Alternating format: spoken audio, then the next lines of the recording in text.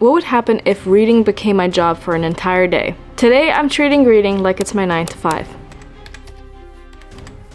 It's currently 9 a.m., so I have officially clocked in. I do have a couple of books that I'm in the middle of reading. They're mainly on my Kindle, so I will be switching between those books throughout the day. I'm really interested to see how this goes because I often tell myself I don't have enough time to read, but today I'm going to eliminate all distractions and just give myself a traditional 9 to 5 workday to just read all the books that I'm in the middle of, and I'm interested to see how many of them I finish. I am 60% through The Boyfriend by Freida McFadden. I am 28% through Lost Lambs by Madeline.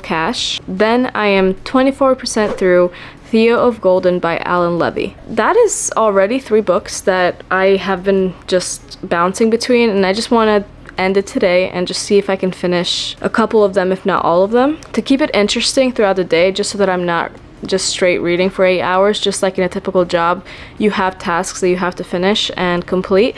I have a little jar full of tasks that I can switch between and just different challenges that I can do throughout my day so that it feels more entertaining and it's more engaging and it just keeps me reading longer. I'm not going to pick a task for the first hour, but every single hour after, I will set an alarm and I will switch tasks and pick from this jar. As of right now, the book I've been reading the most lately is The Boyfriend by Freida McFadden, and because I'm almost done, I really just want to get through it, and that's a pretty simple read, so it might encourage me to keep going and read more. I am going to start reading and update you on how this experiment goes.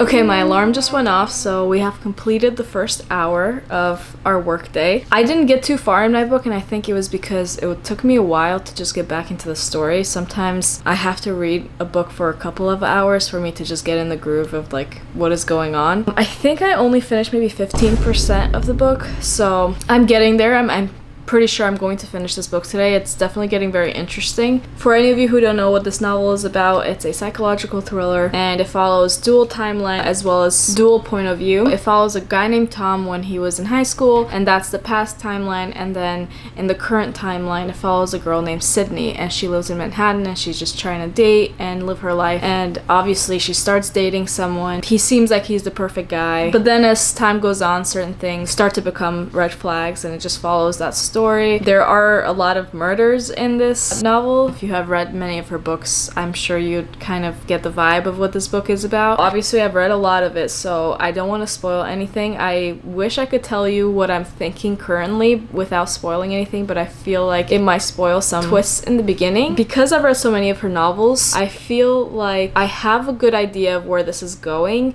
but I hope I'm surprised. I would really love to be shocked at the end of this. I think this novel is kind of creepy. The more of the book that I read, the more creeped out I get. I think just like all the details are starting to line up. But I'm very excited to keep reading. As I said before, every hour I'm going to pick a prompt from this jar just to change it up and have like a task to do each hour. So the first prompt of the day is going to be audiobook. This one's kind of fun. I mean, the reason I put this in here is because I would like to get some work done around the house just because I do have the day off. So I want to do some cleaning, maybe even some cooking, and it's just nice to listen to an audiobook. The only downside of this is that the only audiobook I do have out of the books that I've started is Theo of Golden, so I will have to take a break from the book that I'm currently reading, which could be a good thing or a bad thing. The bad thing is that I just really got into the story again, and I'm kind of wondering like, oh, I just want to go back and just keep reading because it got to a really, really good part. The good thing is that switching it up will also get me to read more books during this time, so that's just what we're doing for the next hour. I'm going to put on my audiobook and just see how much I can get through. I will just keep updating you on how much I get through each book and how my day is going. I think because I have this book on my Kindle as well as audiobook,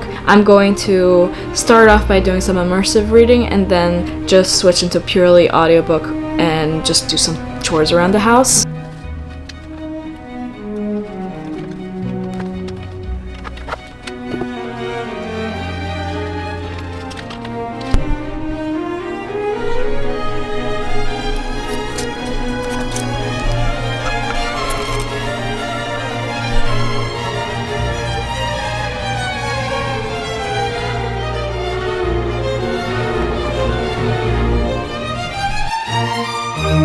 So hour 2 is finally done. I had a really great time listening to the audiobook. I'm actually kind of glad that I switched it up. I was able to get some work done around the house, which was super nice. I love listening to audiobooks, and honestly I don't do it as much anymore. I'm not sure why. Before I do pick the prompt for the next hour, I do want to talk a little bit about this book. This book is just such a wonderful, heartwarming book. In that 1 hour that I was listening to the audiobook, I was able to listen to about 20% of the book, which equals to about 70 to 80 pages. And keep in mind that I listened to it in twice the speed while I was cleaning and just doing other things around the house. I don't read that fast. I'm actually a very slow reader, so it was helpful to listen to an audiobook while also getting work done. There were a couple of chapters where I actually sat down and just really listened to it because it was just a beautiful story. You who don't know, Theo of Golden is a story about this elderly man who's from Portugal, and he moves to the town Golden. One day he stumbles upon this coffee shop named the Chalice, and he sees a wall full of hand-drawn portraits by a local artist. And the portraits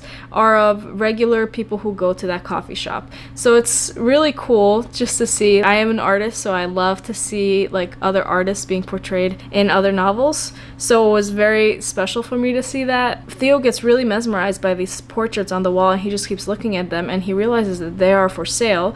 So what he does one day is he starts to look at which one calls out to him the most. He picks that portrait and he buys it, and then his plan is to give it to the original owner. You see the perspective from the person who he's giving it to, and him trying to track down this person, talking to them and meeting up and giving the portrait and getting to know more about their life. As he does this with one person, he realizes that he really likes to get to know these people in this town, and since he just moved there, he wants to make new connections. He just wants to make new friends, and it's just so beautiful. He keeps buying portrait after portrait and just getting to know these people and their story.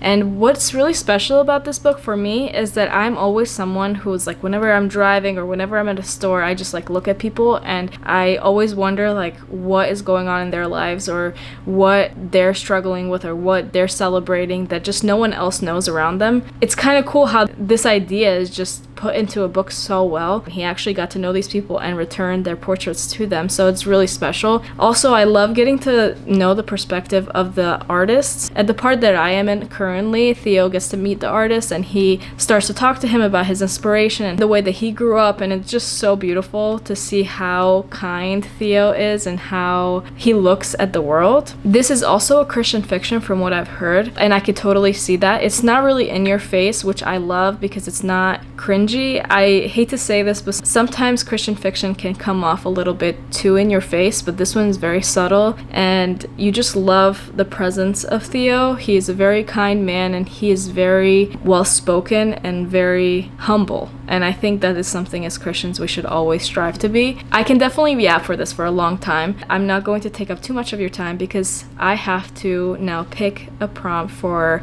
the next hour of my workday. So for the next hour, the prompt is Kindle read. That's actually really funny because all of my reads are on Kindle right now. I don't think I have a single read physically that I have started. So I guess the world is my oyster, but because it said Kindle read, I'm guessing no audiobooks. I think I'm just gonna go back to reading The Boyfriend just because I was really into the story and I'm so close to finishing. I just kind of want to know what happens.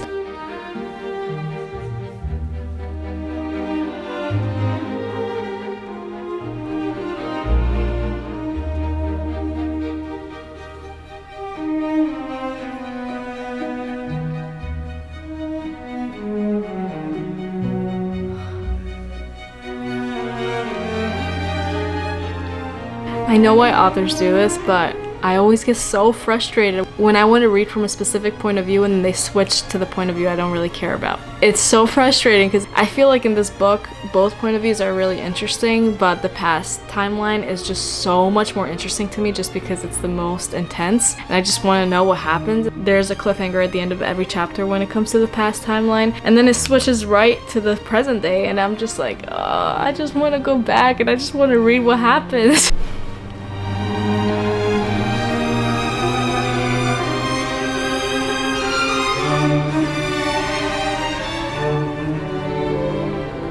I thought I knew what was happening, but the more I read, the more confused I am. I just have to keep reading because I really want to know this ending. Right now, I'm almost 80% through with the novel, and I am telling you that I am confused. I'm confused. I feel like she's dropping in hints here and there, but it's just confusing me.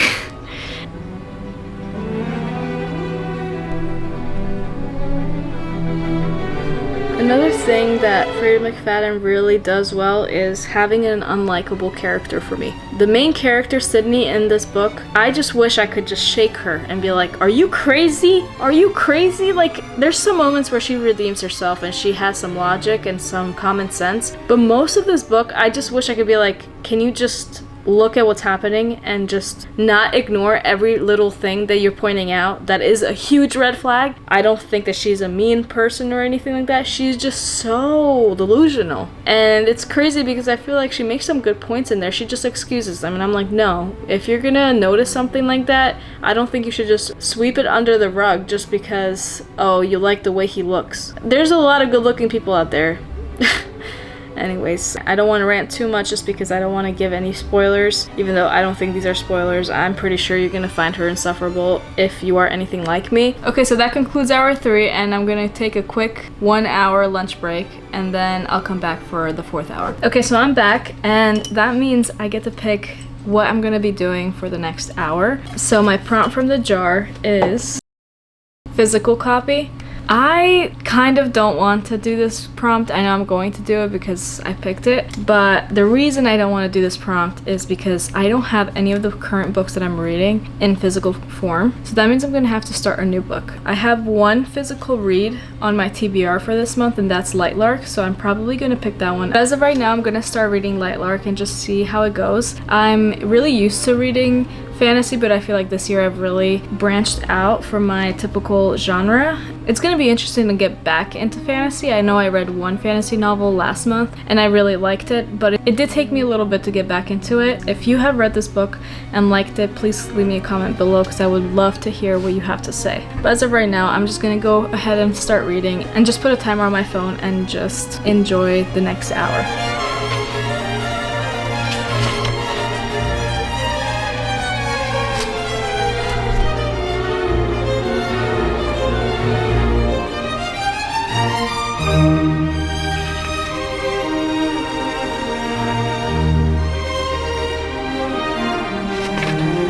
Okay, so my 5th hour is up, and I have read about 50 pages of Lightlark. I have some thoughts, but I'm not sure I'm ready to share all of my thoughts right now because I'm just not far enough into it. So far, I'm really enjoying the writing style. I'm enjoying where the story is going. The only thing I'm hesitant about is some of the elements of magic that are mentioned. Sometimes as a Christian, I try to be hesitant about what types of magic I do read. I try not to read anything with witchcraft and with demons and just dark themes. And so far, I'm starting to maybe get potential hints that those might be mentioned in the story, but I'm not sure. I'm just trying to listen to my convictions and just see if I should continue this book. For any of you who don't know what this book is about, I'm going to quickly read the back just so that you can know, because I think it does a really good job of summarizing what the book is about. The island Lightlark appears for only 100 days to host a deadly game, where the rulers of 6 realms fight to break their curses and win unparalleled power. Each ruler has something to hide. Each curse is unequivocally wicked. To break them and save themselves and their realms, one ruler must die. So I've gotten to know a little bit more about these games and just a little bit more about each of the rulers. I think it's a really interesting book. So if you have read this book and you are a Christian and you are someone who is cautious about those types of magic systems, please let me know in the comments if this is worth continuing. I'm not as invested right now, so I could put it down. As of right now, I do plan on continuing cautiously, but I do have those things in the back of my head. If I do get any convictions, I will stop and get rid of this book. Again, these are just some of my personal convictions and just some things that I'm trying to pay attention to in my life. But anyways, moving on to my next hour, I think this is going to be my 6th hour. I will pick from the jar and see what else I have to do today. This should be one of the last times that I pull a prompt. So for the 6th hour, the prompt I got is switch books. I'm actually so excited about this because that means I can go back to the boyfriend, finish it, and just get to see if I was right about anything. To be honest, I probably won't be right just because I've been changing my predictions every other chapter. So I'm really interested to see how that ends. And honestly, I might finish it before the time is up. So if I do, then I can start the 7th hour early.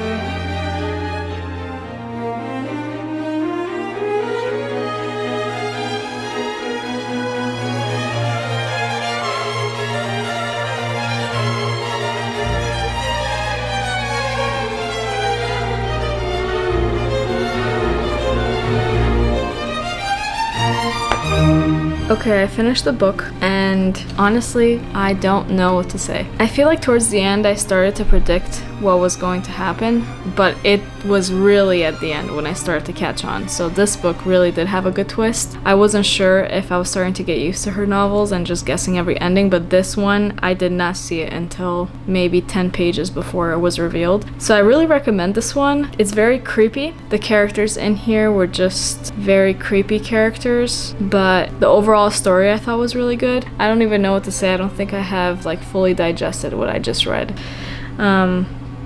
Yeah, that's all I'm gonna say about this book. Now we have 1 hour left into our day, so I'm gonna pick the last prompt of the day and just see what we get. I don't even remember the prompts I have in here. So the last prompt is book nook. I actually have a book nook that I've been wanting to build for a long time, but I just haven't made the time to build it. So I think today I'm just going to listen to an audiobook in the background while building this book nook. This is the one I'm going to be building. I'm not sure if I'm going to be able to finish it in an hour. This is the first one I've ever done, so I'm not sure how long it's going to take me, but I'm really excited to get into it. I think I'm going to go back to listening to Theo of Golden and trying to make a good segue on that and start constructing my book nook, and then I'll show you the results after.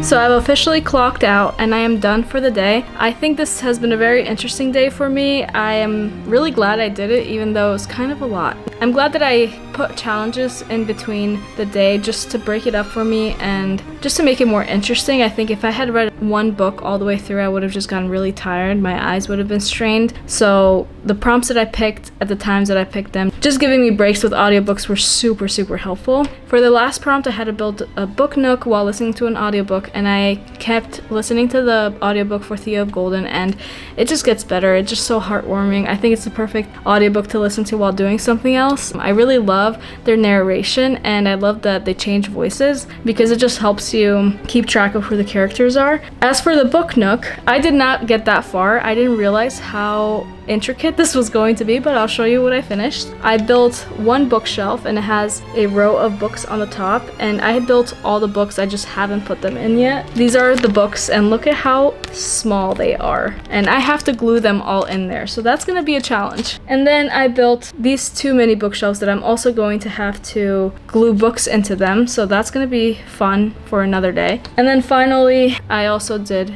this bookshelf that's supposed to be like a corner bookshelf. This is so exciting. I went to school for architecture, so I am so used to building models back in my school days. Now I'm not in that field anymore, so it's kind of nice to just do something that reminds me of something I used to love. I think building models was one of the most engaging parts of architecture. Most of the work was online now that there are so many different softwares out there, so just getting hands-on and building a model is just so much fun. And because these are pieces that are already cut out for me and I don't have to do the mental work, it's even more fun. but I'm really excited to continue this, but I'm realizing that if it took me 1 hour to build all that, it's gonna take me many hours to actually finish the whole thing. I'm so happy that you clicked on my video, and I hope that you enjoyed this content, and if you want more content like this, please like and subscribe, and just leave any ideas of what types of videos you would like to see coming up. I'm so excited to see where this channel is gonna go. Until next time, bye.